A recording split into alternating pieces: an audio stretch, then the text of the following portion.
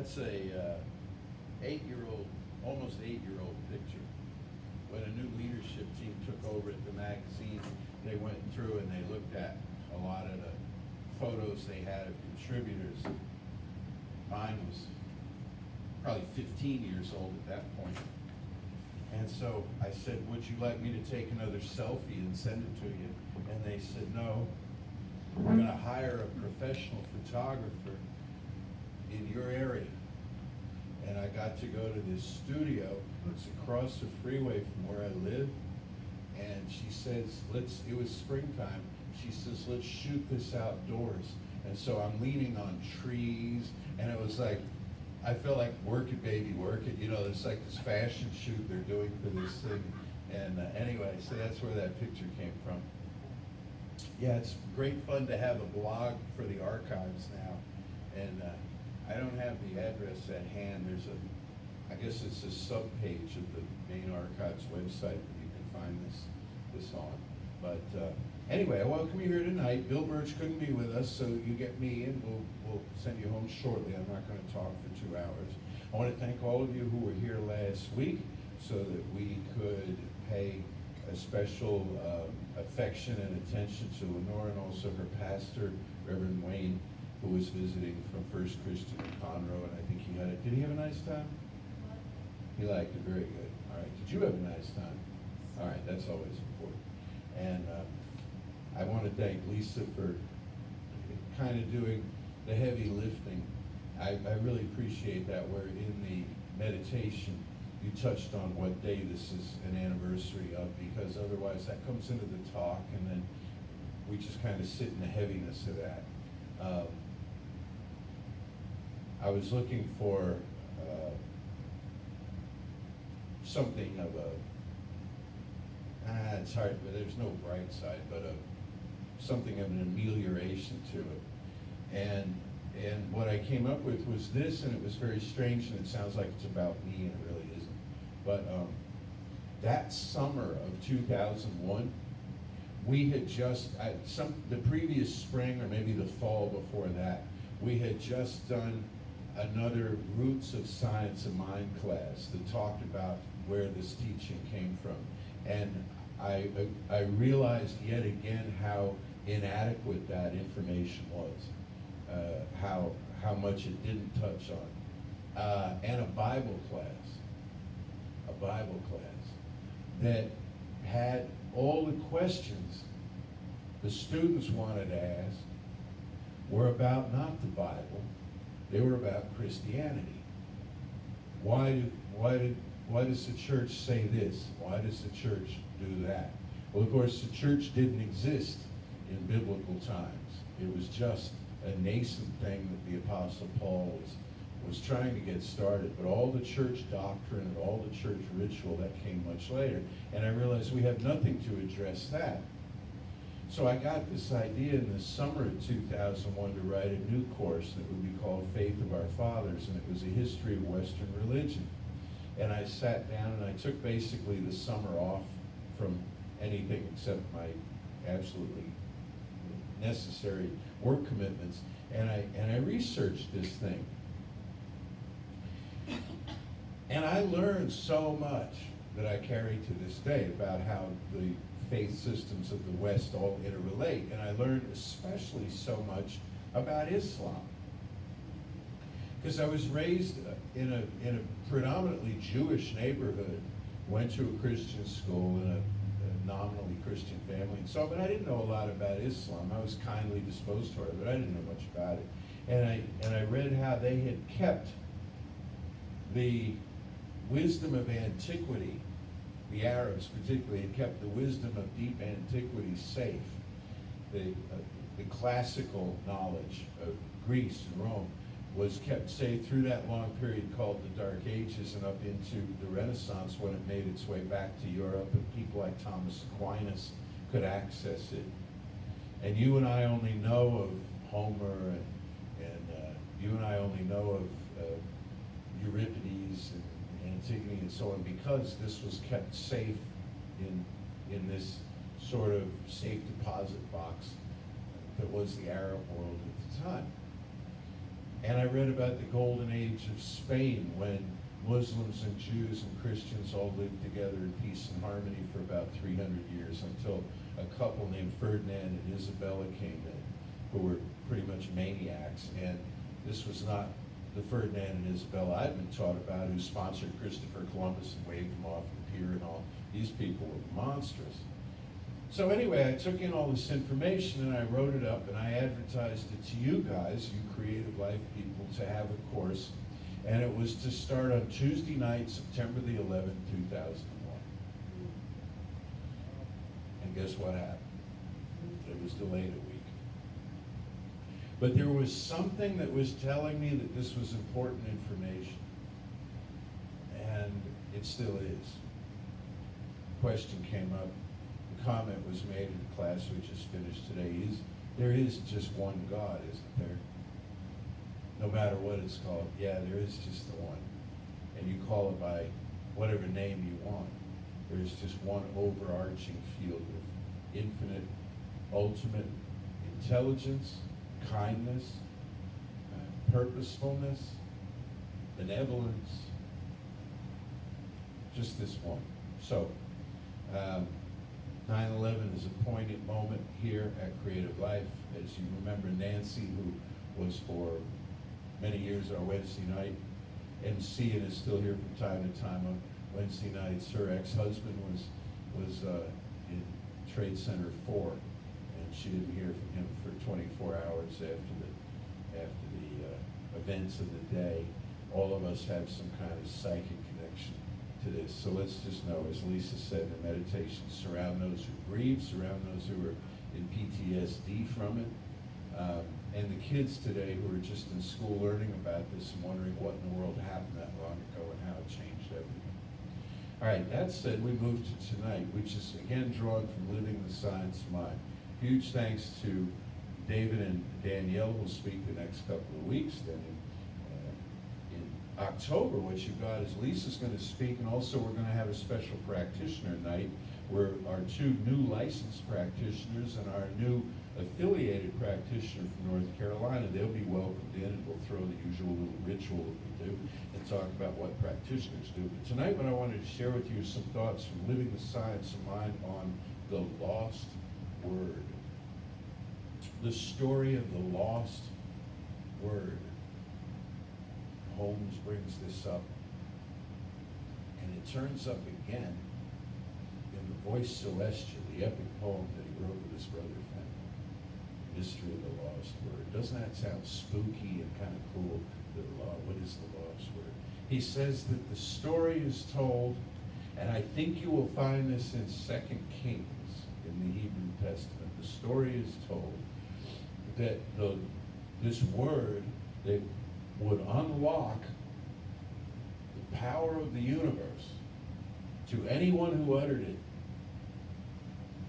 was spoken by the chief priest of the temple on a festival day once a year, when there was shouting and there were fireworks and there was music, and the priest would step out onto the front steps of the temple, and very quietly he would say this word out loud, but no one could hear him because of all the noise.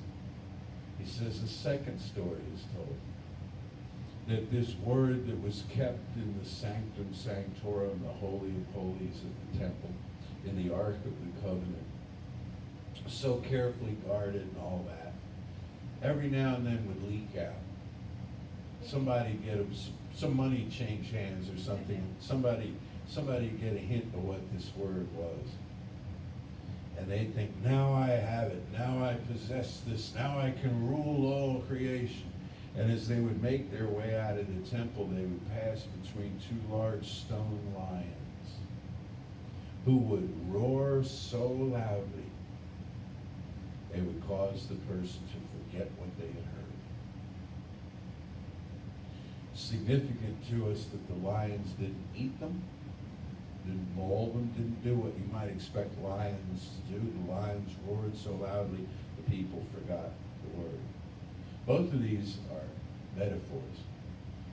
The lost word is an impulse of creation. It's not a verbal articulation necessarily. If you do the verbal articulation, it's just kind of a crust, a rind, the outer covering of the thing, the shell of the thing. The heart of the thing is a knowing. The lost word is this, and this also came up in our class. When we were talking this, I've shared with you before about Reverend Deborah Morwood's tagline on her emails where she says there is a thread that you must never let go of. This thread as you pass through change in your life. And you'll have wins and losses and deaths and births and all, and it'll throw you, but you never let go of the thread. The thread is another metaphor for the lost word. There is a knowing that you can establish within yourself that will cause all doors to open for you, that will cause the waters of the Red Sea to part right down the middle for you, as they did for Moses, who is one of the figures historically most closely associated with the lost word. Moses had it, his brother Aaron didn't, and that was part of the intrigue. Moses' word is spoken, and the water parts. Did it actually part? It's a metaphor. Who knows? Who was there? What parts is material impediment of undifferentiated substance, stuff moves out of the way and reveals a dry land over which you cross, from the land of naught into the land of have, the land of absence into the land of presence. You speak this word and all creation parts down the middle. You declare a thing to be true, and the universe has no capacity to deny that, even to defer it, even to finagle with it.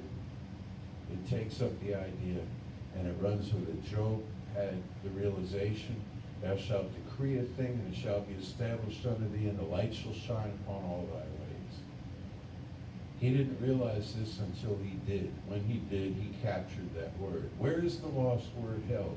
In the Holy of Holies, in the Sanctum Sanctorum. It's not a room in a building, any more than your consciousness is a room in a building. Jung says when you have these big dreams at night, you go from room to room in a big house. He says, you know what the big house is? You. You know what the rooms are? States of consciousness.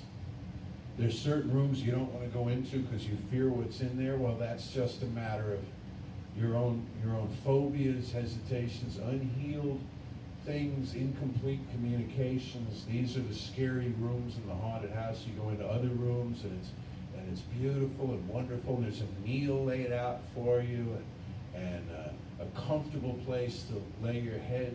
It says this is your self-acceptance and this is your welcoming of yourself and so on. It's all a metaphor for the self. So the temple at Jerusalem, the temple that is destroyed and rebuilt all these different times. Physically is today destroyed. It does not exist, the temple, as you probably know. It was last destroyed by the Romans, and it does not exist. Why? It's because it's time to build the inner temple. We had 3 metaphorical run-ups to it, or 3 actual run-ups to the metaphor of it. Now it's time to build the new temple. Where will the new temple, where will the new Jerusalem be built? Within the soul, and not out of brick and mortar, but out of thoughts and feelings. Thoughts are the bricks, feeling is the mortar. Feeling is what holds the bricks together. You make a choice, you make another choice, you make another choice. Pretty soon you have a wheelbarrow full of bricks. Okay? You stack these things and you build one. What holds them so when the wind comes up, they don't all topple. Somebody leans on the thing, they don't all topple. What holds them together? The mortar of feeling. What holds your choices together? Committed feeling to the thing. Otherwise, you lose interest, right? You say an affirmation, dry as toast. I know the great good is coming to me, and there's no feeling around it all. It's easily knocked over. See, the first bit of sideways information, you no longer believe in the thing. You have no commitment to it, but wrap it in feeling, and now it's a sturdy thing. Scripture is full of this. They're talking about the house builded upon the rock, said Jesus. It's the acquisition of the mortar to hold the bricks together. It's the hard part for we in the Western world. Because we've been taught to just be bricklayers. We've been taught to just select the thoughts, you know? Think this, and this, and this, and you turn on the TV and you should have this and this. And if you have this, you'll be happy. And if you have this, people, you'll be popular. People will like you. If you do this and this and this. And so we go out and we spend our money, we buy all the stuff and surround ourselves with it. We still don't feel what we want to feel. Still don't want to feel what we want to feel, you know? We even acquire knowledge this way and we don't apply it to a certain context. You know, like learning a different language, which I've been trying to for a long time now, except I'm trying to learn two completely different languages, completely different everything, and it's making my head explode. But anyhow, you know, the idea is that you're like, I have a new language, so I can do this thing and talk to you in this wonderful language. The idea is so my heart can open the ears more fully than it can when words get in the way. It's the feeling of the thing. What makes somebody commit to a thing and stick with it is the feeling of the thing. So together, the thoughts, the feelings, the bricks, the mortar, they have the capacity to build the new temple. And where is the new temple? It's you. As you walk through this world. You say, well, how can you have a portable temple? Well, because in the big picture, there's no location possible. We live in an infinite universe. Therefore, there's really no here as opposed to there, or now as opposed to then. So we sweep aside those considerations and we work on building the temple and having the Word. Now, one of the teachers who was active, his career was just ending when I came into religious science, by the name of Carlton Whitehead. He was in Chicago. He put out a little booklet that got a lot of people's attention at the time, late 70s, early 80s, called Can You Keep a Secret? And his contention, I mean tiny little booklets stapled together, you know. His contention was when you have the Word, hold the Word close. Treat it like something that goes in the Ark of the Covenant. Holy of Holies.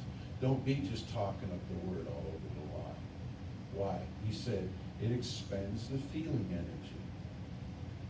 Now all of a sudden others are around you and they're, well, I don't know about that. How do you feel about this? And pretty soon you got a committee going on how your life ought to unfold. And a lot of us dissipate our energy that way. He says, now I'm not saying, I mean, he didn't go to extremes. He said, I'm not saying be a secretive and weird person. He's saying, I'm just saying when you have a big goal in your life, hold it close to your heart and share it with really no one. Even trusted confidants, because even if people, you know, are on your wavelength, they still have their own unique take on things. And this vision came to you. So let's talk about that for a moment. There is a creative vision that has come to you that has not come to anyone else. Okay? You know why? Because you're different. I don't mean better, I don't mean worse, I mean different. You're different than everybody else. So a vision of how things could be has occurred to you that is for your use alone.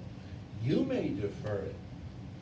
You may deny it. These are your privileges. Or you may embrace it. But it's still yours. What you may really not do is offload it, because it's still yours, and it'll still be there. And if the idea passes you by and comes to somebody else, it will have shape-shifted enough that by the time it gets to them, it will be their unique vision, and it wouldn't have been suitable for you in the new form that it's in. This is how important we all are. This is how much we all matter to the creative process. Nobody's here to take up space. Nobody's here to just assist in the development of things, or, you know, be the second cameraman or whatever in the long run. It's all, everything is unique to the individual who has the vision of this new reality, and it's really what they came here to do. Along with a lot of other things, because no one gets just one vision. It's really a serial thing. You get a whole bunch of different ideas that come to you, and they all blend together. And a hobby turns into an avocation, turns into a vocation, turns into a world-changing thing. Think of all the people you know who've had kind of a random idea and suddenly have gone for it and become the world's greatest this or that or the other thing, a poet or a writer or a musician or something, even after a number of years. They, the Grandma Moseses and George O'Keeffes and stuff of the world who, they hadn't set out, they thought consciously to do this particular thing, and then a creative vision occurs to them, and they undertake it. Now imagine that person if they had a bunch of people around them saying, really? Who do you think you are? Aren't you a little long in the tooth for this sort of stuff? You have no background, you have no credentials, you have no experience. But they kept the secret. Remember Mary heard these things and pondered them in her heart, kept these things secret in her heart. The angel comes to her sister, isn't it? And says, and the sister, they both talk to Mary, but he says, to you will be born a game changer for all time. And what does she do? Does she head out to her friends and say, wait till you hear what happened? Wait till you hear what I'm about to do. No, she kept it safe and quiet within herself. It's a gestation period. Jesus talks about this too, other spiritual writers do as well. Do you want the reward of the applause for the idea that just occurred to you that's a nascent thing?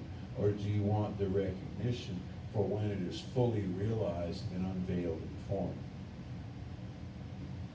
Do you want to be the person who's always fixing to do the thing that's going to be just great and all that? Or do you want to be the person who steps back from it and says, well, here's what I've been working on this whole time. There it is. The difference is, what is the motivation? Do you want approval or productivity, I guess you call it? Approval or real advancement of life, of the species, by virtue of you. So this is the lost word. Where has it been lost? It's been lost in the noise. It's been lost in the noise when the priest, the chief priest, or whoever it was in the legend, says it under their breath, and it's lost in the cacophony. Or you happen onto the thing and you forget it because the lions roar. The lions represent animal nature. The lions represent, you know what the lions represent too? They represent monarchy. They represent patriarchy. They represent political power and the power of empire. Think of the three lions of England and so on. Not a bad thing, just a thing. But this shouts at you, and it says, well, how is this possible? How you have this overwhelming feeling of peace on earth and goodwill toward all, and the lions of power and dominion and dynasty roar at you and say, how is this possible? Because you can't trust some people, and you got to keep some people in their place, and they're and suddenly you're like, what was that? I was thinking, I guess I just should give up these big ideas and drop back into ordinary reality, getting one thing after another done. Whereas Ebenezer Scrooge said it was perhaps a bit of bad pudding that I had. It set me off on this reverie of how things could be possible. The lost word is not lost, it's just been mislaid. And it is waiting for you, calling to you from within all creation, saying, take up your divine inheritance, take up your divine destiny, speak your word of power, and change everything. So let's do that now. We're going to speak our word of power.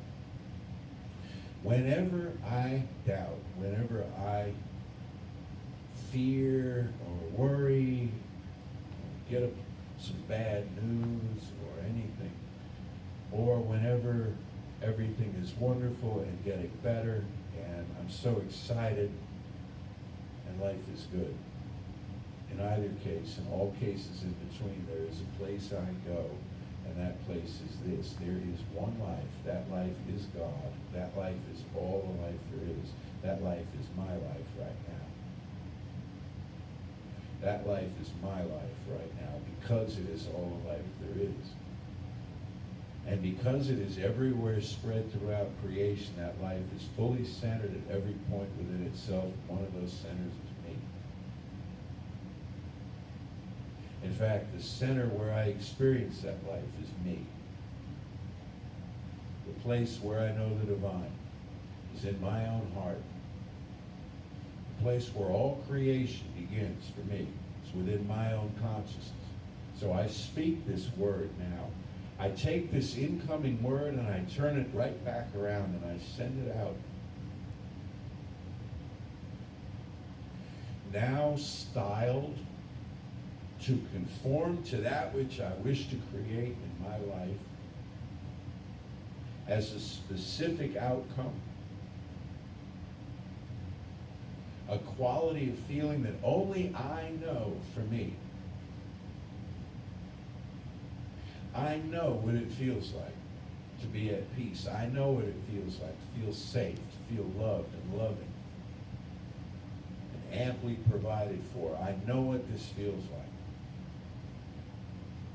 Therefore, that is the uniqueness that I bring to this new knowing, to this word that I speak and release into the night air. That my own comes back to me. It knows me. That this word I speak sets up a vibration throughout the ethers of creation, as we may call them. It causes to return to me on the incoming tide that set of conditions and circumstances that fulfills my every desire, thrills me to the core, to the marrow. As I am doing this, as I am knowing this, I affirm and empower all other sentient beings to do the same. I know that they are. And the only choice that I make about anyone else is that they remember the truth of their own being. And what they do with that is entirely and exclusively up to them. I believe that when all know their oneness with their source, the wars will end, and the hungry will be fed, and the homeless will be housed, and the barefoot will find shoes under a table out in Builder's Hall. I believe and know that all human ills will be healed by this knowing, starting now tonight. For this knowing and its manifestation and form in this sweet time together, I am so deeply grateful. I release this word now into the infinite, calling it done, and so it is.